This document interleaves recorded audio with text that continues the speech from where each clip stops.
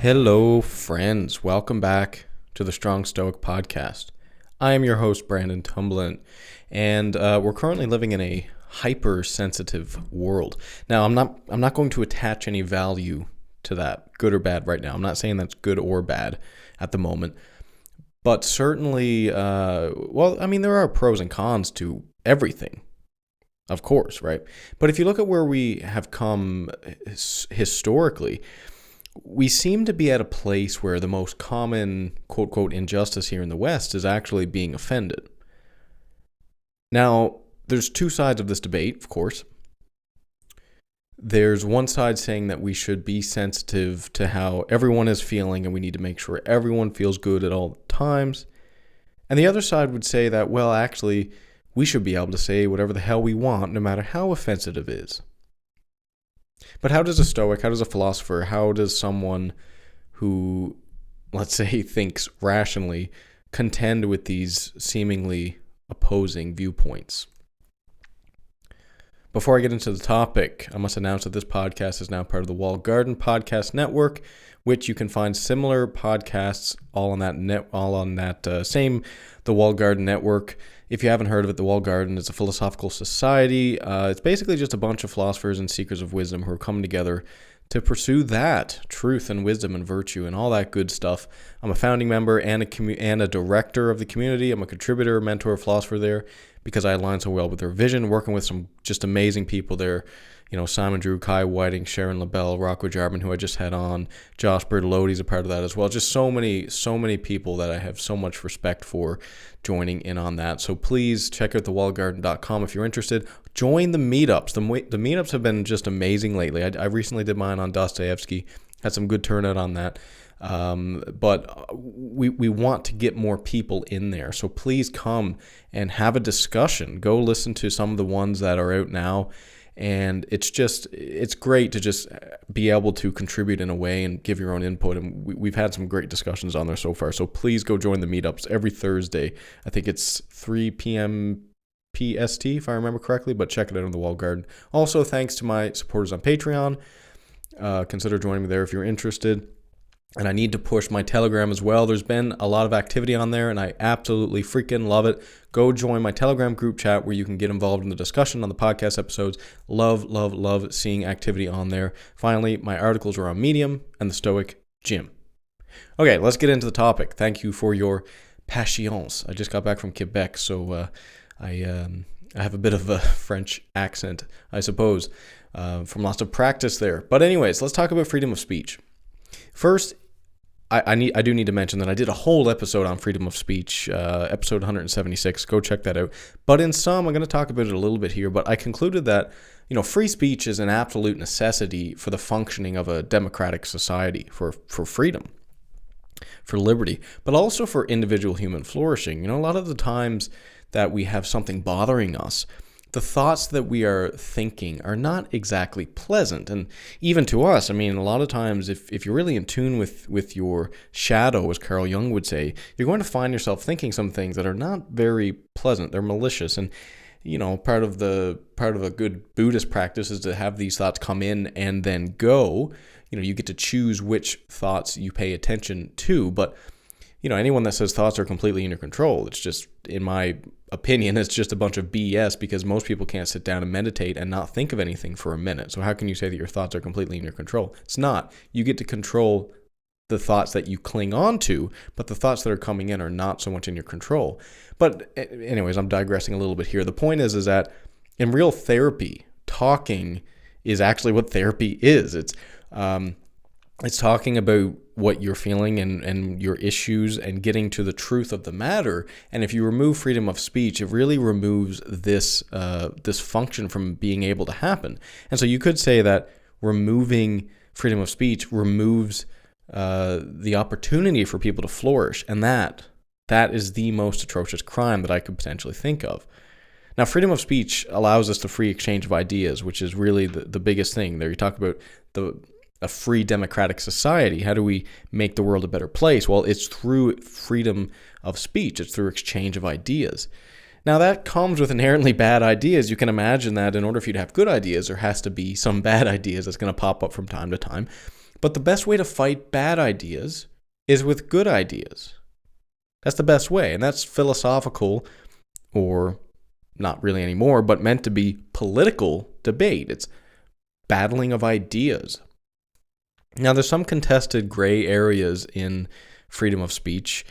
Hate speech, for example. Now, let's define that. Hate speech is speech that it's right at the fence of inciting violence. So it's not inciting violence, but it's up to but not including that point. So right before incitement of violence, which includes things like derogatory terms that you say to people, but not actually inciting violence. So inciting violence should obviously be illegal because it can cause harm. If you incite destruction upon someone, well, guess what? That's going to cause them harm, and that's not good. That is illegal in most countries that even have freedom of speech. But hate speech is an interesting one because it's not inciting harm. It's very you could argue, and we're going to get into that. You could argue that it's emotionally harmful, but it's not incitement of violence. It's verbal abuse. So it's an interesting one, isn't it? Now, obviously, I don't condone hate speech. Obviously, I don't condone using derogatory terms, but it gets really tricky because these terms are somewhat subjective. Like, what's offensive to one person may not be to another. And even if there are some clear-cut cases of people spewing hate speech, isn't it best that we as a society know who those people are so that we can socially shun them, kick them out of society? Not officially, of course, but, shun them. I mean, that's what you do. But if you take away their right to speech, they're just going to go underground, and you won't know what they are planning. Now, refer to episode 176. I don't want to get too much more deep into freedom of speech, but 176, in sum, free speech is required for human flourishing, but unfortunately, it comes with some negatives, like everything does. Now, what about being offensive, or being offended, rather, from the Stoic perspective? Well, the Stoics would say that you can't control someone else's speech. Now, clearly, they weren't talking about totalitarian governments, because yes, some totalitarian governments can actually do that to an extent. It's not ethical, but it's possible. But what they really meant by that, and what they argue, is that it's not really what other people are saying that offends you, but it's your opinion on it. It's your perspective on what they are saying. Like, someone can call you an idiot, but if you choose to not get offended by that, then it's not offensive to you. You're not offended. You just choose not to be offended. Marcus Aurelius says, you don't need to turn this into something. And I love that because it's so simple, but you just imagine these little situations you have in your day-to-day life where you get offended, or someone pisses you off or upsets you, says something stupid to you, and there's a part of you that wants to say something back. There's a part of you that wants to be ignorant, be arrogant, yell at them, scream. But you also have the choice to not turn this into something. You also have the choice to sit back and say, you know what? It's not really worth it. In other words, you can choose to just let that go and not take offense. And that's if you're 100% confident that they meant harm by these words, right? Let's say it is hate speech where they're trying to offend you. But there's also the aspect of being pro-social in Stoicism even when they may not mean harm by it. There's nothing less stoic than, when someone says something offensive, quote, quote, offensive, automatically you assume that they are the worst person in the world. People don't always know what they are doing wrong. And this is something that, when you're talking about always getting offended about every little thing, you have to be careful with this, because people don't always know when they're doing something wrong. And it's not the right response to just get offended and yell at them and scream at them. It's not going to help. It's not going to help at all. So if it is something that is really, really important to you, tell them gently, tell them kindly. And that brings me to whether or not a Stoic would actually care about being offensive. Of course they would care. Of course a Stoic would care. Stoics fundamentally are driven by love and kindness. Of course they would care. They would fight racism. They would fight prejudice. They would fight unfair discrimination. If they saw an act of racism, they would actually want to, fight that there and then. So of course they would be, fighting for that. I mean, it's fundamentally built on a love for all of mankind. However, they would fight for it, but they wouldn't take offense themselves because they understand that it makes them irrational. You could say that Stoics would fight people saying offensive, unkind things to each other, but if someone said it to them, they wouldn't be offended. Now, isn't that fascinating? Because it's a bit of a paradox, isn't it? How can you set a high standard for yourself and say, I'm not going to be offended if someone calls me an idiot, while at the same time saying, if someone calls you an idiot, I got your back. But that's the Stoic answer. Don't get offended yourself, but fight other people saying offensive things to other people.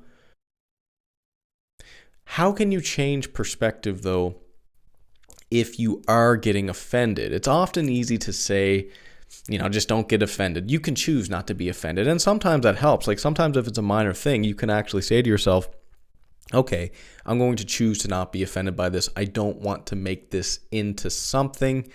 And then it kind of goes away. But there's some other perspective tools that you can play with here, which I'm going to get into. The first one I would say is that I coined the term the relevance dichotomy, which is it relevant or is it not relevant? Now, what I mean by this is when somebody says something that you find a little offensive, ask yourself if the offense is even relevant or not. Sometimes we get offended by things that are simply not relevant at all. For example, if you're a basketball player and someone unkindly tells you you suck at tennis, it's kind of irrelevant, isn't it? Like you don't play tennis. Why are you going to be offended if they say you suck at tennis? You don't even play tennis.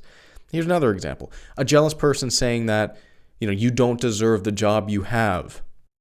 That's offensive, isn't it? But it's kind of irrelevant because whether or not you deserve the job, well, you have the job, and your boss seems to think that you deserve the job, and you have it because of that. So I don't know, it's a jealous person saying that you don't deserve the job you have, and you can get offended by that and say, well, no, I've earned it, blah, blah, blah. Or you can say, well, it doesn't really matter because I have it. I have it right now. And my boss seems to think so. So I have some external validation. So you know what? This is irrelevant. Why am I going to get offended by this? It's completely irrelevant. It doesn't apply to me. And that's how you can sort of objectify some of these offensive statements. So when someone says something that you find offensive, first ask, is it even relevant to me? Now, the next dichotomy here, term that I coined is something similar, and I call it the truth dichotomy. Is it true or not?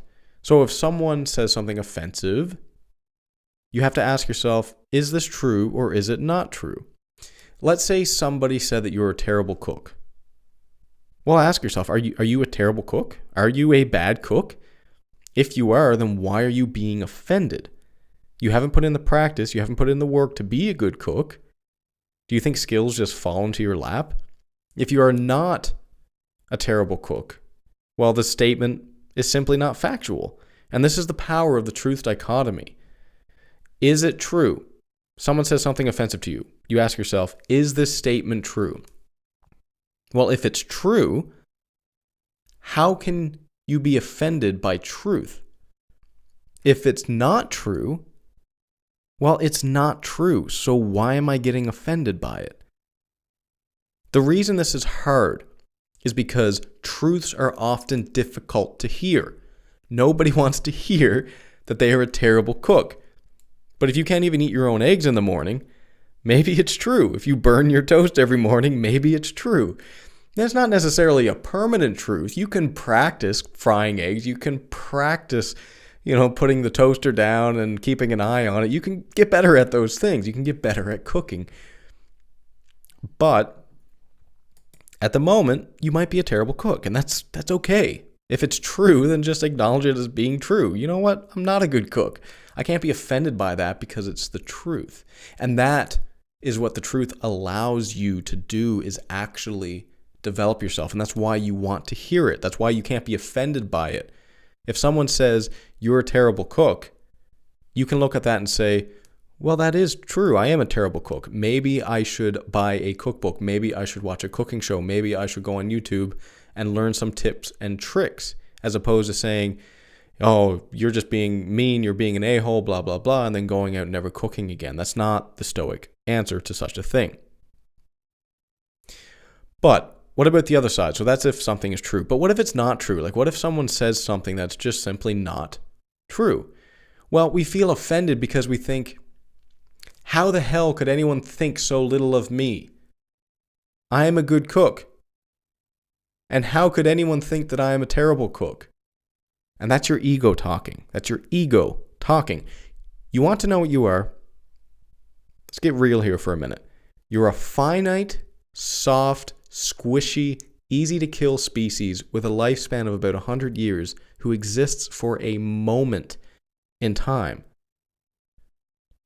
Now, I hate to inflict an ego death upon you, but if you're an amazing cook right now, let's say you're the best cook in the world.